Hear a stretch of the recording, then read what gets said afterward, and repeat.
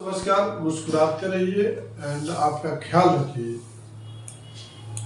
और देखिए कि हमारा जो कस्टमर है, आपका कस्टमर आपसे नाराज क्यों है, ये सवाल हमारे भी मन में आते हैं, आपके भी मन में आते हैं कि हमारा कस्टमर हमसे नाराज है क्यों।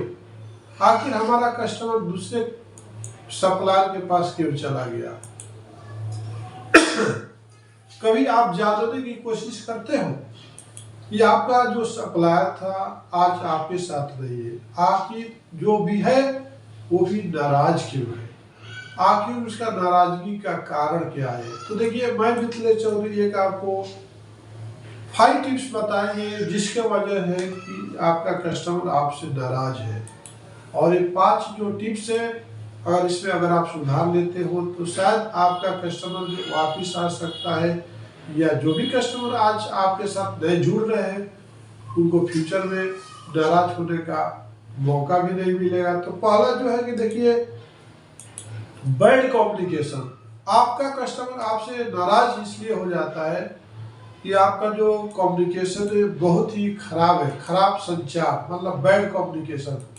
आप ढंग से बात नहीं कर पाते हैं, जो कस्टमर फोन करता था फोन लिफ्ट नहीं करते हो, वो मैसेज लगाता है, व्हाट्सएप लगाता है, मेल लगाता है, लेकिन एक बार भी आप उसको रीड नहीं करते हो, उसको रिप्लाई नहीं करते हो। तो यही रीजन है कि आपका कस्टमर आपसे नाराज हो जाता है, क्योंकि आपका उसका वैल्यू नहीं दे रहा। उसको लगता है कि ये सामने वाला सप्लायर हमारा वैल्यू नहीं दे रहा है, हमारा वैल्यू लेस कर रहा है, हमारी रिस्पेक्ट नहीं कर रहा, कि हमारे कॉल को इग्नोर कर रहा है, हमारे मैसेज को इग्नोर कर रहा है, हमारे मेल को इग्नोर कर रहा है। तो ये सबसे बड़ा रीजन है कि आपका कस्टमर को नाराज करने के। तो क्या आप भी चाहते हो कि आपका कस्टमर नाराज हो? अगर नहीं चाहते हो तो आज ही अपने हर एक कस्टमर के कॉल को अटेंड करिए।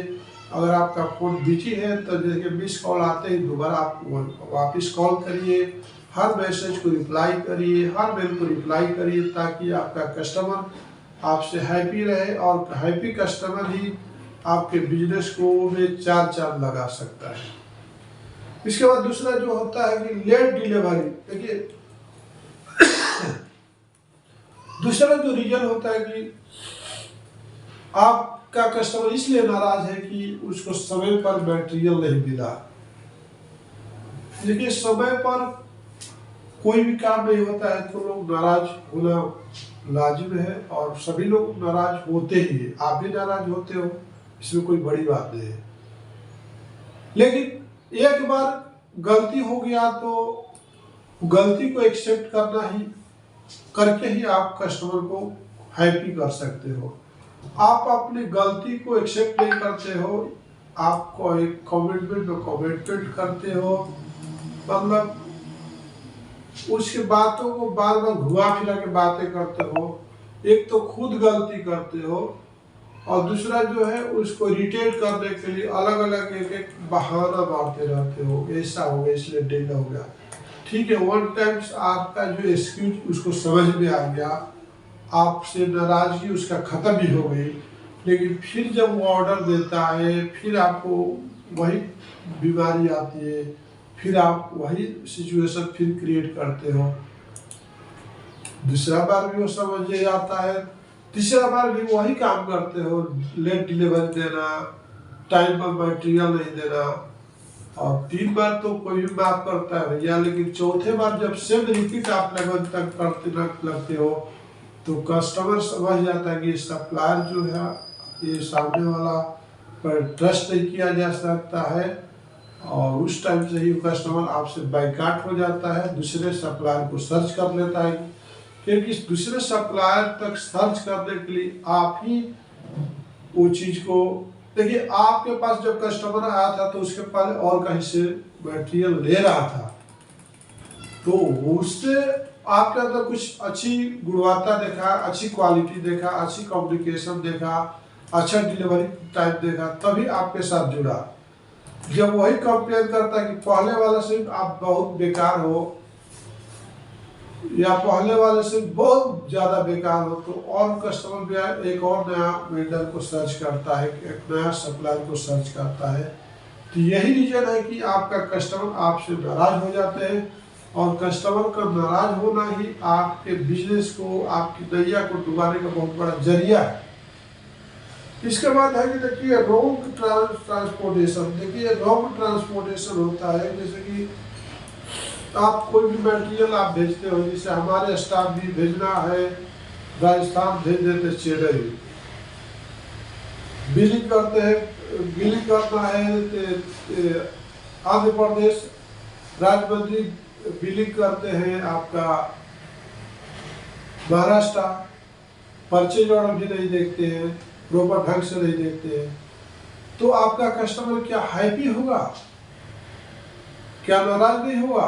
क्योंकि आपका जो है कस्टमर का, देखिए अगर सामने वाला कोई भी इंसान गलत आपसे गलत बिहेव कर रहा है और कोई भी कस्टमर आपसे नाराज है, तो इसका मतलब है कि आप गलती का आपकी गलती है।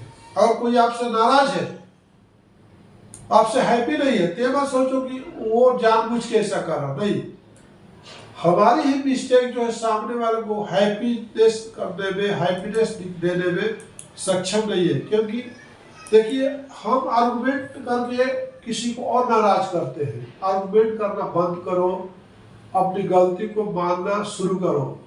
अगर कोई बोलता है कि देखो आप सही नहीं कर रहे, आप यहाँ पर गलती की हो, तो आप अपनी गलती को एनालिसिस करो, आर्गुमेंट मत करो। क्या मैं काम नहीं करता हूँ?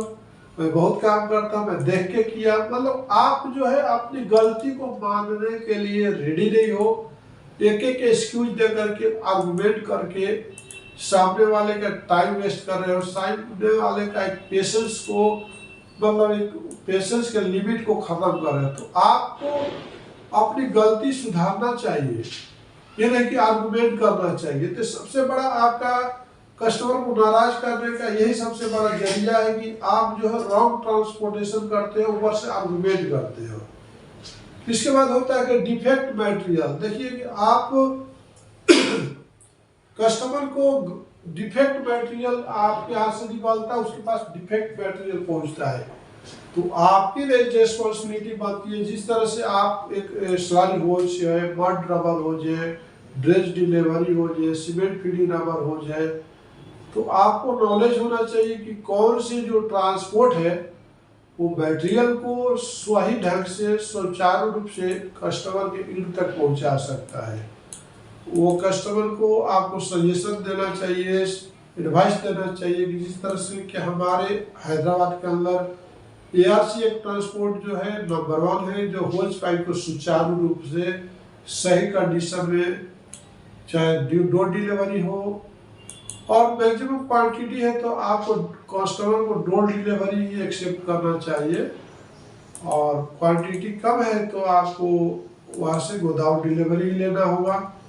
तो देखिए कि ये वॉल्यूम मटेरियल है और ये डैमेज होने का चांस रहता है। जो डैमेज होने वाले मटेरियल होते हैं उनके लिए एक सही रिमार्क करके रखिए, ग्रिड मार्क करके रखिए कि कौन सा ट्रांसपोर्ट इस मटेरियल, कौन सा प्रोडक्ट के लिए बना हुआ है। जैसे कि VRL है, ARC ट्रांसपोर्ट है, जो कि काफ़ी डेडिकेटेड ट्रांसपोर्ट है और कोई भी टूटने फूटने वाला मटेरियल को सही ढंग से ट्रांजिस्ट करते हैं, तो वैसे ट्रांसपोर्ट को ही कस्टमर को रिफरेंस देना चाहिए। इसके बाद आपका कस्टमर नाराज होने का और क्या कारण है कि देखिए आपका जो कस्टमर इसलिए नाराज रहता है कि मिसकम्युनिकेशन इन प्रोडक्ट स्पेसिफिकेशन, मिसकम्युनिकेशन इन प्रोडक्ट स्पेसिफिकेशन। देखिए आर्गुमेंट करना बहुत इजी है, गलती करके आप इतने सारे आर्गुमेंट करते हो। एक तो आपका miscommunication of the product specification. Customer जो आप कोई भी ऑर्डर लेते हो, ऑर्डर लेने के टाइम में एक बार है, 2 बार है, 3 बार पूछिए कस्टमर को आपका वर्किंग प्रेशर कितना, 10 बार। फ्लैंज कौन सा, टेबल ई के हिसाब से टेबल B या टेबल A 750। और भी आपको जो प्रोडक्ट आप करते हो तो उनको क्लियरली कट मालूम करिए कि सर आपकी स्पेसिफिकेशन यही है ना। स्पेसिफिकेशन प्रोडक्ट का दो देखिए, बायर और सप्लायर के बीच में पूरी तरह से ट्रांसपेरेंसी होना चाहिए। मटेरियल बन जाने के बाद और मटेरियल कस्टमर के पास चला गया। ठीक है, कस्टमर को कुछ नहीं मालूम था, अगर आपको मालूम था तो आपको उसको उनको इन्फॉर्म करना चाहिए, बताना चाहिए कि सर देखिए सर, अगर आप आरएमसी इंडस्ट्री या सीमेंट इंडस्ट्री में होज पाइप लेते हो तो इसमें टेबल ई, टेबल डी और AS 150 के हिसाब से फ्लैंज लगता है। अगर आप सलानी रबर होज लेते हो तो उसमें सर्वाइवल फ्लैंज भी लगता है, फिक्स फ्लैंज भी लगता है और रबराइज फ्लैंज भी लगता है। आप ये चीज़ क्यों नहीं बताते हो? जब वहाँ पर जाकर उसको प्रॉब्लम फेसिंग करना होता है, फेसिंग करना होता है, तो कस्टमर ये सोचता है कि आपको पता था तो हमको बताया क्यों नहीं कि इसके जगह पर आप ये इस्तेमाल किए होते तो सर आप सेफ रहते, सुरक्षित रहते। तो ये सारे रीजन हैं कि इसी सब रीजन की वजह से आपका कस्टमर आपसे नाराज हो जाता है और आपसे कोसों दूर चला जाता है, आपके साथ कंटिन्यूअस बिजनेस नहीं करता है। ये जो मैंने आपको 5 टिप्स जो बताया था, ये बहुत ही इम्पोर्टेंट टिप्स है बिजनेस के लिए, और इस टिप्स को अगर इस सारे मैटर को आप सॉल्व कर पाते हो और भी कस्टमर के साथ ये सारी हिस्ट्री जो है, ये कहानियाँ जो है रिपीट नहीं होना चाहिए, तभी आपका जो कस्टमर आपसे हैप्पी रहेगा। तो बी हैप्पी एंड अच्छा रहो, खुश रहो। इसी के साथ मैं इस वीडियो को विराम दूंगा। नमस्कार।